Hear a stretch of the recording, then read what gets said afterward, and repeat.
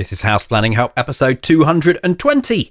Hello, I'm Ben Adam Smith, and this is the podcast for you if you're interested in self-build, because I'm exploring what houses we should be building in the 21st century and trying to break down the major roadblocks that may get in our way. Coming up in this session, my guest is Mike Coe. Yes, he returns. He's been on a couple of times before. He's the self-builder behind the autonomous house, now on his second project, Portree Passive House. And things are hotting up because the construction phase is about to kick off any moment. However, it hasn't exactly been plain sailing. I know finances are tight, so I just think there's a lot of value that Mike's going to bring to the podcast today. First, though, some intriguing decisions on my own project that I wanted to share with you. You get to a stage where you've got to start thinking about the interior design, the fixtures and fittings, whether it be for lights or switches and all of this. So you've got that going on. We specified a lot of items on a big Excel spreadsheet. I say we. My wife, Kay, did all of that. We went through the process and then she did all the hard work. So now it's getting round to that stage of, well, should we order it? Should we wait till a little bit later down the line? Ideally, we would have ordered it up front. Then you've got all the difficulty of storing it. You've also got a big outlay of money when perhaps you don't need to do it straight away. If you wait till the end, then there's another interesting problem, and that is that a lot of the items no longer exist, particularly if you're using online stores. It might be the last one or two, or they're out of stock and it takes several months for them to replenish that stock. The other thing is, yes, it would be nice to touch everything, wouldn't it, and to see the quality of the product. We've done that with the large items. When it comes down to some of these smaller interior design, lampshades or what have you, we have been relying quite heavily on the photo. And sometimes it arrives and you think, oh, this is terrific. Other times you think, the quality isn't quite there. Maybe, oh, wow, that's a lot bigger than I thought. Maybe I should have paid more attention to the dimensions. So all sorts of interesting things to think about. I don't know what the answer is. I just wanted to let you know that that one will be coming your way. Maybe you can't even get to that stage until you've had just the house simply done and then you do all this afterwards. We try to do it up front. And I think it's sort of working. It feels good to have a plan of how the interior design is coming along. I'm keeping on. Our interior designer is a very busy lady, and I do want to get her onto the podcast because I think she's done a great job, and I would love to have that one up my sleeve soon. Not confirmed just yet. We'll keep trying. Let's get to our featured interview with Mike Coe. Yes, he's been on the podcast before, but I think he's got some more gems to share today. This episode was actually triggered by a Hub member progress call where he was a guest and we had some really good questions and uncovered all sorts of things that I thought, oh, that would be so good as a podcast episode. Mike, would you mind doing all that again, but for the podcast? And he's a lovely guy, so he said yes. So we got underway with this one. I just wanted him to set the scene, give us an overview of that first project. The first self-build, the autonomous house in Cropthorne in Worcestershire, turned out to be more famous than I thought, in that we tried to build a groundbreaking house that would make as few demands on the environment as possible, and it was off-grid apart from electricity, super insulated, had no heating system at all. We made it fairly public during construction and afterwards, and we were always willing to show it to people. But it's really surprising now how many people come to me and say, oh, I was really interested in your first building project, including somebody who got in touch yesterday who I'd never heard of before, happened to be working in Scotland and actually came around last night to chat about the previous house and look at the site and look at the details for the new one. So I've been quite pleasantly surprised how influential it may have been. What I'd like to do in a way is to compare the experience of the first time to the second time. So we know that first time round, we've recorded a podcast on that, on what it means to have an autonomous house and going that extra mile. There are a lot of interesting details there. You're not doing that this time round, but how would you lay the experiences side by side? In many ways, they're quite similar. In many ways, they're different. I was massively enthusiastic about the first project. I really wanted to get involved, wanted to build a house that we were prepared to stay in for the long term, and I was very, very hands-on during the project. At the end of it, I'd had enough, and I've worked on houses all my life, but never done something as big as a self-build, and never previously focused so strongly on the environmental aspects of it. But I had plenty of experience of being on something that was a building site, albeit one of my own making. So this time, because we hadn't expected to do a self-build again, I didn't want to do as much work. Even though I can do it, I'm luckily very practical. I always have been. But I hoped that this time I could step back a bit and perhaps have most of the work, or even all of the work, done by contractors, having failed to actually find a ready-built house that we might be able to move into, which was what we started looking for when we first decided to move to Scotland, but that turned out not to be possible. So I was approaching this one with less enthusiasm. I've got to be honest about it. Now that construction is getting fairly close, I think we're fairly close to starting, I'm feeling a bit more enthusiastic about it, but I don't want to go into another really big project that's going to take a little over 3 years, which was what it took to build the autonomous house. I'm hoping that by employing a main contractor to do the bulk of the work, we can do it in a more reasonable timescale, and I'm going to do some of the things that I can do, but to a large extent that's been dictated by financial constraints. How did you procure the project the first time round? It was really quite informal and to an extent random. We were employing a widely renowned energy consultant called David Olivier. We were working with Neil Lewis, who was a one-man architectural practice who was doing our design work and so forth. He suggested that we employed David because once he understood the level of energy efficiency we wanted to achieve, he said, you'd be better off having an expert actually working out your energy calculations and so forth. But it also just so happened at the time that Andy Simmons was getting close to the end of his then groundbreaking upgrade of a Victorian cottage in Hereford, which was, I think, the UK's first Enofit upgrade, so not passive house, but a very high standard of upgrade for an existing quite elderly building. And David Olivier was working on that as well as energy consultant, and pointed out to us that Mike Neate and his team were working on that house and seemed to be doing a competent job and seemed to understand the implications of building to high standards of energy efficiency and things. So basically he said, why don't you employ those people to build your house at Cropthorne? And as at that point we hadn't really identified any suitable contractors locally, I had a chat with Mike Neate, and he was sort of signed up on a fairly ad hoc and informal basis. And so we just proceeded from there. This new project has been very different. I think we're doing it in a much more professional way. One more thing on the Cropthorne Autonomous House, and that's about the amount of labour that you put in. So had you known from the beginning, we're going to be doing this, this and this, and it will happen at this point? I hadn't. I approached it with a fairly relaxed attitude about timescales. I know everyone says, we're going to, we want to build it in this time and we want to be in by this Christmas and so forth. I basically thought, well, it'll take as long as it takes to build. Because I was taking on a significant amount of work that would normally be done by professionals, I was aware that I would slow the process down. Had we not had a fairly small building team on the project, I wouldn't have been able to keep up. So it was actually quite a good thing in a way. I wanted to do this work. We only had a small team working on the build, and so it proceeded fairly slowly. So I actually ended up doing everything I intended to do on that house, which was basically the electrical wiring, all of the plumbing. I designed and built really the rainwater harvesting system in the basement and the MVHR, the mechanical ventilation system. Together with Lizzie's help, my partner, we did all of that and any amount of sundry bits of carpentry, tidying up, cleaning up and so forth, and all the accounts. So I was very closely involved in the entire project, and I think that's part of the reason that it took 3 years to build. How much of it was before you moved into the house versus finishing off jobs? The bulk of the work, the actual hard physical work, was during the main part of the building project. There was a fair bit of planning, obviously, and research into how we're going to build a house like this. Is it going to work? Well, let's try and make it likely that it will work. Let's try to sort of tip the odds in favour of it being a success by trying to design everything correctly. But then there was a considerable amount of work that Lizzie and I just finished off ourselves, which was mainly things like decorating, because we moved into the house with it only just habitable, really. We had enough rooms functional to be able to sleep and eat, and we had one bathroom working. So we moved in with a lot of work still to complete. And that took us another year, pretty much.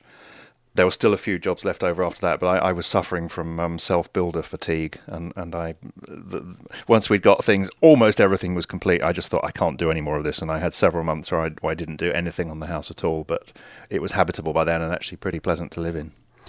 This time round then, what do you mean by more professional? And I'm imagining you're thinking this is going to take a shorter space of time. Yes, well, when all of the tender documents, I mean, this time we're using a much larger architectural practice, which is partly because they seem to be very suitable. Now that we're on the Isle of Skye, it's quite a different environment in all sorts of ways to Worcestershire, where we were before. But there is a very good and quite well-known local architect called Rural Design, who've built some innovative buildings in this area, and actually even in other parts of the world. I think they've done a project in Poland. But most people have heard of them because one of their designs was featured on Channel 4's Grand Designs programme in, I think, 2012, which was a larch-clad house at Kendrum in the north of Skye, which two ladies built, and they now run that. There's a small attached building which they run as a cafe during the summer months, which is incredibly popular. But the house is quite distinctive and is very unlike the traditional local dwellings, which are almost exclusively white rendered walls and slate roofs. And Rural Design have been quite trailblazing in kind of moving away from that very basic traditional local vernacular and introducing much more interesting looking buildings, and seemingly with the approval of the planning department. I think a lot of people who are renovating or perhaps doing new builds in the Highlands and Islands submit plans based on the white-walled house with the slate roof because they think, it'll get us through planning.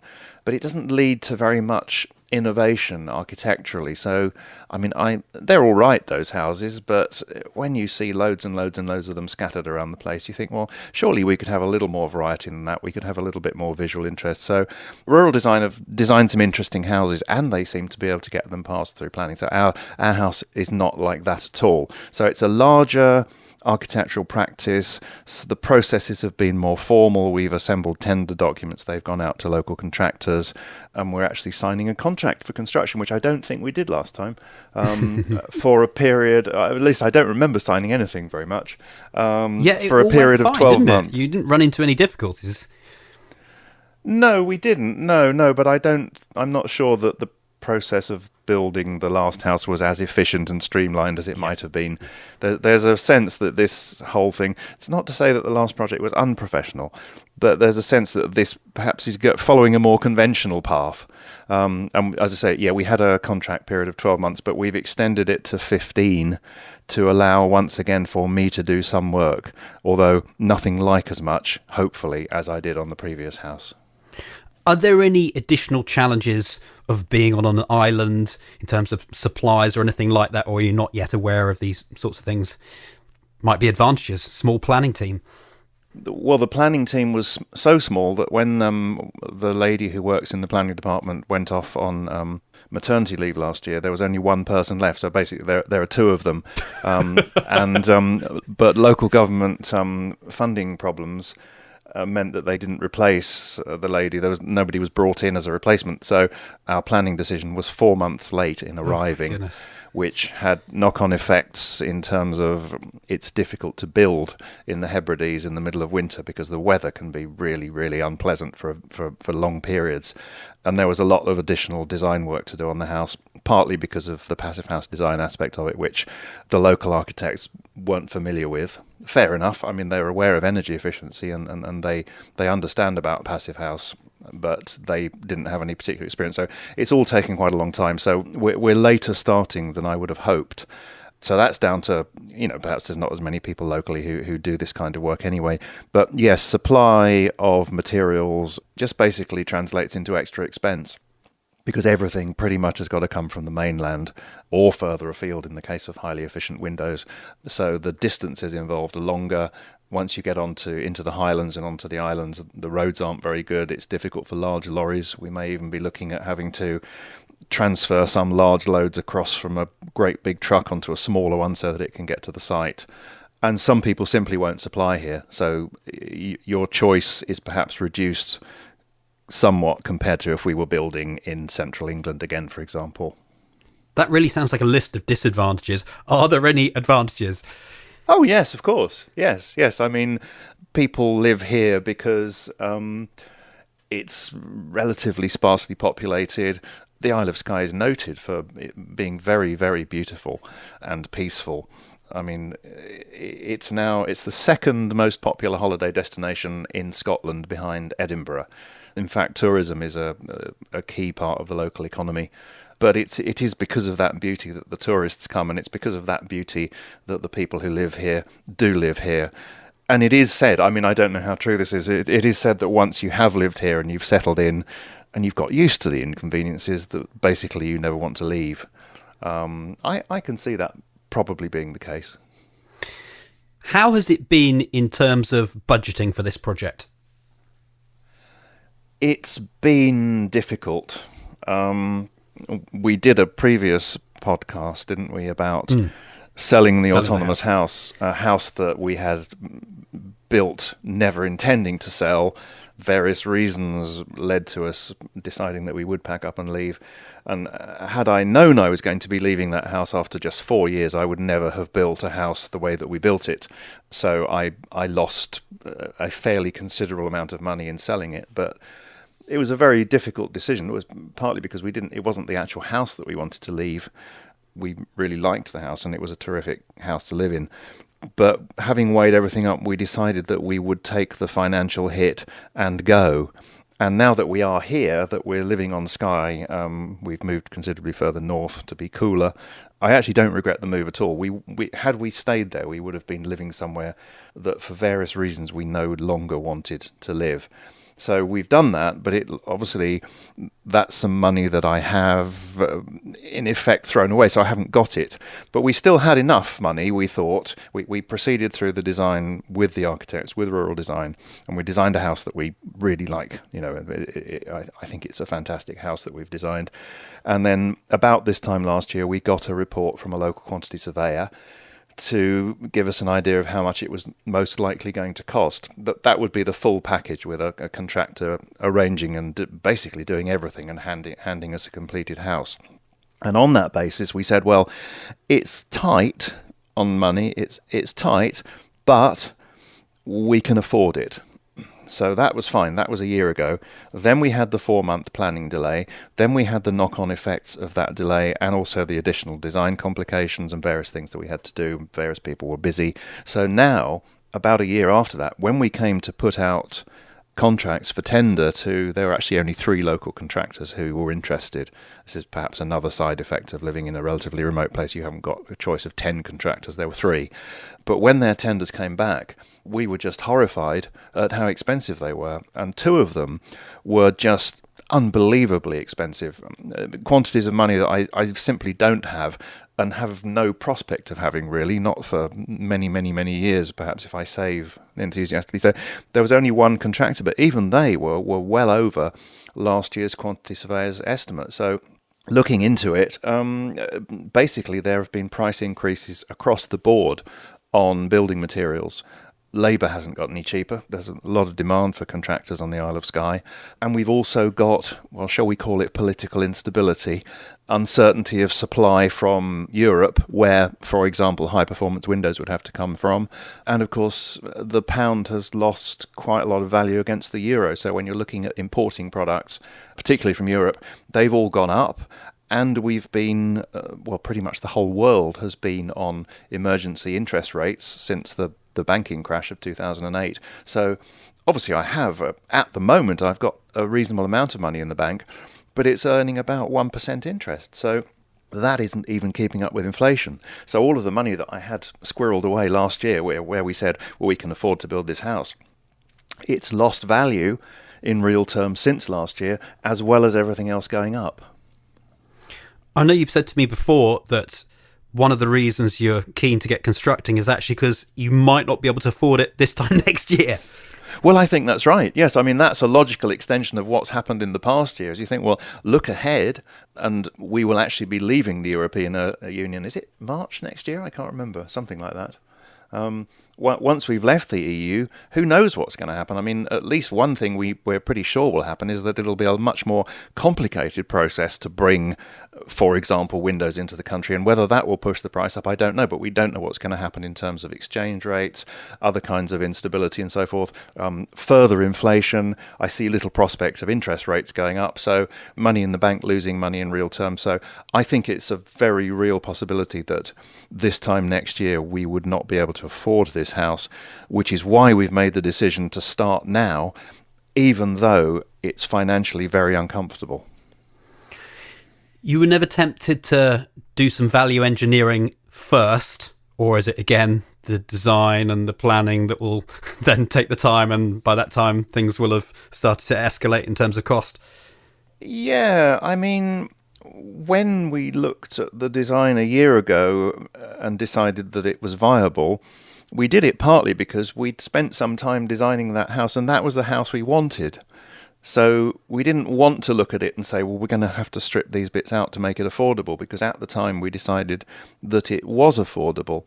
But in terms of the value engineering, I think that's kind of happened as we've gone along. I don't think we've done anything reckless in terms of adding in unnecessary, complex and costly extra features and things. I think, notwithstanding the fact that the house is built of stone and we could probably have used a cheaper material for the external surfaces, but that was partly down to an indication given to us by planning that they very much liked the stone idea. So that was partly based on, well, if that's what they're telling us, perhaps that means that it's going to, be much more likely to get permission, which it did first time, albeit late. So I think the value engineering has been built in anyway. Although we weren't consciously thinking value engineering, I think it's happened anyway. This is the house we want to build, and we're still going to try to build it. What about the size? Because I know this was something I thought about my own project when I bought a piece of land that was very expensive, perhaps too big really for what I had in my mind first of all, and then I had to build to the size of the land. So is that a concern too, that if you did think build something smaller, it would be a wasted opportunity and you'd be losing money, and that's the lesson that you've learnt from the autonomous house? I've learnt many lessons from the autonomous house. I think that's something that you have to bear in mind, as you have done. And I think that's something that architects will tend to warn you about, isn't it? They'll say, well, look, this site will support a larger house. So when you look to the future that you might ultimately want to sell up and move on, you've got to look at the value of what you've got available to sell. Yes, and although there are only two of us, we actually, in reality, the autonomous house could have been a little bit bigger. So what was the square meterage? What was or what is that the autonomous house was 160 square meters inside the passive house envelope, but we also had a 2-floor conservatory and a big plant room. You add all that up, it came, in total, it was about 225 square metres, I think, if you included every square metre of floor area, which is roughly what the new house is, except that in this case, there isn't the conservatory. The plant room is also the utility room and is integrated into the building. So all of that 225 or 230 square metres, whatever it is actually inside of the passive house envelope. It's in the house. So it is a big house, I suppose. But Lizzie and I like to have separate bedrooms, although sometimes we're allowed to go and visit each other. So it gives an element of choice. And also, generally, we find we sleep better, basically. So then also Lizzie's elderly mother, who's still around, and we hope that she will still be around when the new house is completed. There is a room with bathroom in it specifically for her, although ultimately it'll become a guest room. And then Lizzie has an office because she still does a few things to do with publishing and various bits and pieces. I still have a sort of media studio for the various things that I do, to do with video editing, and I'm about to master an album. I still do some music industry work occasionally. So I have a room it could just be called a bedroom, or it's my media studio, and we've got a largish open plan living area upstairs with an attached kitchen, and that's it basically. So it's a largish house, but there aren't any bits of it that won't be used. Every part of the house actually has a purpose, and in some cases a dual purpose. So maybe we're being slightly extravagant, but I don't think we're being outrageously extravagant at all. And as you said, the issue of ultimate sale value is the size of the building proportionate to the site that it's on? And I think it is. I mean, I think, in fact, if you were thinking of it purely in those terms, it could have been bigger, but we didn't want to make it any bigger than it is. I think it will be about right. How are you building it? Well, it's based on the autonomous house, and people have said, well, you don't need to build high thermal mass, which the Cropthorne house was. You know, you can do it cheaper and more simply by doing it with timber frame. And an additional argument in favour of that method of construction is that that's the default method of construction in the Highlands. There actually aren't that many masonry-built buildings here. And even those that are, for example, the 1960s bungalow that I'm currently sitting in, although it's got masonry cavity walls, the inner leaf is not plastered, is not direct plastered. It's still dry lined with plasterboard. So that seems to be how they do things here. So this was one original concern as well. Can we build another high thermal mass house? Will local contractors be able to do it? Well, it turns out that they can. It isn't necessarily a problem. The fact that the default Highland house is white rendered on the outside, well, that's a form of plastering. So the people who can do that can also do internal plastering. So it isn't a problem. So we proceeded with that method of construction based on that, because our experience with the Cropthorne autonomous house was that it actually works. The structure of a high thermal mass house warms up during the summer and then returns that heat to the interior during the winter, giving you a considerable amount of time before you need to add any kind of active heating. So we decided, and also perhaps more useful in the south than here, and maybe more relevant in the future than now, that the high thermal mass also helps to keep the temperatures stable in the summer. It reduces the risk of overheating. It makes the house more comfortable in hot weather. So for those reasons, but specifically our experience of living in a very high thermal mass house, we decided that we would do the same thing again, because I personally believe that it makes sense. I know there are arguments for and there are arguments for building thermally light rather than heavy, and I understand both arguments, but our experience was that super insulated, airtight and thermally heavy is a very good way to build a comfortable house. Well, I'm not going to press you further into that argument, but I do want to ask about how you're keeping control of the money then. How far are you going with your contract? Well, having had to reject the two most expensive tenders as being totally unaffordable, we went with the third one, which we thought was affordable, until we discovered that the contractor had actually omitted to include some of the estimated costs for items that we're going to supply, like floor tiles and kitchen units.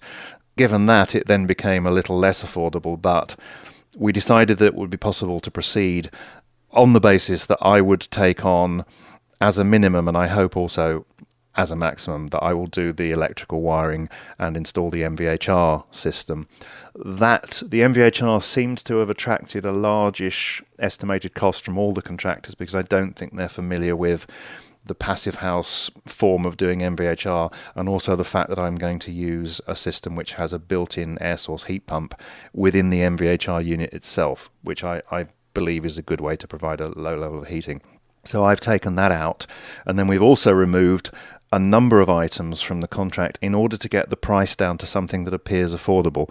Initially, the contract was still going to be for an amount of money that I didn't have, and I just said, well, I'm not comfortable signing a contract to commit to something that I can't afford, so let's get it down to something that's affordable, and then let's review the situation as we go along. So as we get nearer to the end, we can see what items we can add back in. So yeah, I'm doing MVHR and electrics. We've removed all of the decorating, which I think was £15,000. We're simplifying the plumbing. We're going to get a local plumber who the contractor has recommended just to do the first fix plumbing. Lizzie and I are going to do all the pipe insulation, because there's not much point in paying a plumber's rates for skilled plumbing just to put insulation on pipes. So we're going to do that. That's a relatively simple job and a way of saving probably a couple of £1,000s. And we're not building the superstructure of the garage. We've taken that out. So removing all these items got us down to a price where I could say, okay, well, I have got that much money. Let's sign it and let's proceed from there. And then as we get nearer the end, we'll see how things go. But I'm very realistic about what we're doing. We are entering into this project with no contingency fund whatsoever. And we're also relying on Lizzie and I saving enough money from our pensions, because we're both pensioners now, saving enough money from our pensions to be able to, during the course of the project, to be able to complete it, or more or less complete it, when we get near to the end. What happens if there are groundworks issues, because you are on a slope? We are, and there is a possible groundworks issue. We know that most of Skye is, basically its heritage is volcanic, so there's a lot of volcanic rock below the soil, known locally as rotten rock, because it's a softish kind of rock. And if that's what we hit, and the soil test suggests that's what we are going to hit, it's not too bad. It can actually be scraped away by a digger. It's that soft, but still a good solid rock to build on. In certain parts of the island, there are much harder rocks, granites and so forth, and if we hit a layer of that, then we have to bring in specialist rock chipping equipment, which of course is expensive and probably has to come from Inverness, some 3 hours away. So there's an immediate problem. In fact, I think that's the biggest potential problem that we face, and we're not going to know whether we've got that until groundwork start, possibly in 3 weeks' time. Because we have no contingency fund, the effect of anything like that is that it will simply prolong the project. So money that we were going to have at the end, for example, to build the superstructure of the garage, we might have to say, well, actually, we can't do it. We'll have to just build the garage later when we can afford it. That's the biggest worry. We are, of course, very fortunate in that, having purchased this site, it came with 9 acres of croftland with some sheep on it, and it came with a 1960s bungalow, which is where we currently live. And it's not a bad little bungalow. It's right next door to the site. And I said earlier that Skye is the second most popular tourist destination in Scotland, behind Edinburgh. And what that means is that any possible holiday accommodation has considerable value. So our ultimate kind of fallback position, and it's only partly because we've got this that I was prepared to proceed with this whole slightly risky project, is that the bungalow can be turned into holiday accommodation, which, because of the demand, is potentially quite profitable. So if we're really, really up against it financially towards the end of the build, we will have to do what we did at Cropthorne again, and we will have to move into the new house in a barely habitable condition. So basically we'll get one of the bathrooms operational, we'll decorate a bedroom, we'll make sure the kitchen's working, so we'll get it into the state where we can live in it, but it won't be complete. And then we will, a little bit of work's required to get the bungalow into a reasonably smart condition, but we'll basically get the bungalow ready, and we will start running it as a self-catering holiday let, and that has the potential to rescue us financially in quite an impressive way, if what I'm being told is correct about the sort of costs, about the price that it might command. That is our kind of get-out-of-jail card. Keep the bungalow, don't sell it. The only thing I'm concerned about, Mike, is this does sound like it could take a few seasons to be able to complete your house. Would I be right? To get it absolutely complete, obviously one problem is to make the bungalow lettable, we've got to do some redecorating and probably put some better furniture in it. And you think, well, that's going to take away some of the final finishing budget for the new house. But because I was saying earlier, there's very little interest on money in the bank, it's a terrible time to be a saver. It's a very good time to be a borrower. And small business loans are relatively easy to get, I understand, from local people who've done it. Interest rates are quite reasonable and repayment terms are quite flexible, so you can pay back money as soon as you've got it. So the logical thing to do would be to take out a small business loan to turn our current home into a holiday let, meaning that we don't have to take that money out of the budget for the new house. So it's almost like an alternative to taking out a completion mortgage, meaning that we can get the bungalow into a state where it's earning money pretty quickly. You might be alarmed how much you can earn in holiday accommodation on the Isle of Skye, but it's probably one of the few ways you can actually make useful money from property these days, I think. Well, I wish you luck with it. I am certainly upset that I haven't been able to go up there before. It sounds like construction's about to kick off. So the one good thing is that you've been making your video reports so that I feel like I've been there already. So tell us about those and where we can find them. Well, the website for the build is at portreepassivehouse.uk. That's Portree, the town, Portree, and then Passive House is spelt in the German way, so Passive House. And there's also on the site, there's links to the 2 video reports. There will be more as the project proceeds. And there's also an almost live webcam. So once construction starts, you'll be able to see. The image updates every 30 seconds, so it's close to being live. So it'll be possible to follow the build in almost real time and see what's going on a day-to-day basis. Fantastic. Let's catch up again if you're amenable to that in, say, a year or so. Hopefully we won't find you sitting in a concrete shell waiting for the summer to get those lets out. No, or in a home for the criminally insane. Good luck, mate. Okay, no problem. As ever, there's more in the show notes at houseplanninghelp.com/220 for this particular episode. We always like to give you a summary so you can read through what you've just heard, maybe pick out some important links. For example, this episode, Portree Passive House, is obviously going to be one of those where Mike has his video reports as well. Very good, very entertaining. I thoroughly recommend sitting down with a beverage of your choice and watching those. Mike and Lizzie are on Twitter. I will point to them there. And if you have a comment or you'd like to ask a question, you can also do that within the show notes. Just head down to the bottom. Once again, houseplanninghelp.com/220. My call to action today is to check out the Hub. This is our growing community. We're always trying to simplify the self-build journey, and we have a number of digital tools. I'm particularly proud of the in-depth video case studies because as a self-builder, that's exactly the sort of thing that I felt was missing, that I wanted to see a whole project go all the way through, a bit like an episode of Grand Designs. However, I wanted to be able to go into the detail that they don't seem to provide on that program because, of course, it's all about entertainment value and people running out of money on that. So that's what you get in the Hub. What is the Hub? Well, imagine a gym membership. We're not expecting you to be there forever. In fact, that's fairly much the way that people get to the end of their projects. They've built their house and they check out. And I couldn't be happier for that.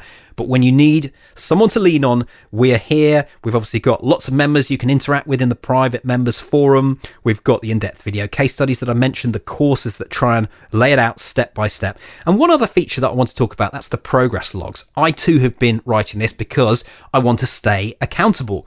And I must admit, it's changed a little bit in these last few weeks because it feels like we've run out of decisions to make. We've got no more decisions. There are the odd few on site. However, they need to be made normally within a day or two because that's something that they're currently dealing with. But the way that I've used the progress log is to say, well, I'm working on this, this, and this, and I hope to have that finished by next week or 2 weeks' time. And then I check back in, and sometimes I've achieved those things, and sometimes I haven't. And I think staying accountable is just such a great and also important thing to progress your project forwards. I'm sure it has helped me. And I know the other thing is it's fascinating to see the other members. We've got a few who've just started on site, and such a joy when you know some of the challenges that they've faced in the run-up.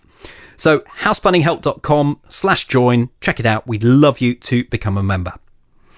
There we go. That's it for today. Thank you so much for listening. The House Planning Help podcast is produced by Regen Media, content that matters.